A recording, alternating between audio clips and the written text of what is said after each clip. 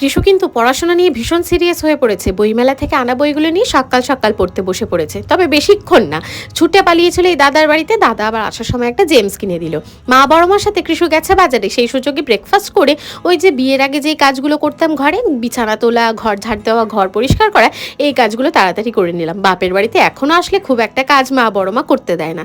কৃষু চলে এসেছে, ওকে খাইয়ে দাইয়ে ঘুম পাড়িয়ে দিয়েছে। এদিকে আমি বানাচ্ছি চিকেন, বড় মা আর রিকি মিলে বানাচ্ছে খাসির মাংসটা। যদিও ওরা বানালে আমাকে দিয়ে কিন্তু টেস্টটা করিয়ে নিয়েছে। এক গামলা খাসির মাংসের ঝোল দেখে আমার তো একেবারে জিভে জল এসে গেছে। খাসির মাংসের থেকে আমি আবার খাসির মাংসের ঝোলের আলু আর এই গোটা রসুনটা ভীষণ পছন্দ করি। সন্ধেবেলায় কৃষুর মামু ওর জন্য একটা এই বাবল ফোলানোর এইটা নিয়ে এসছে। এটা নিয়ে কৃষু শোনা এবার বেজায় খুশি। বড় কাকা বাবল ফোলাচ্ছে, ও একেবারে খেলছে, আবার নিজেও ফু দিয়ে বাবল ফোলানো শিখে গেছে। এই যে পাখাটাকে, এটাকে ফু দিয়ে ওড়ায়। ফু দিয়ে ঘোরাতে পারছিল না কৃষু, তবে বুদ্ধি লাগিয়ে হাত দিয়ে ঘোরানোর চেষ্টা করে চলেছে সব সময়।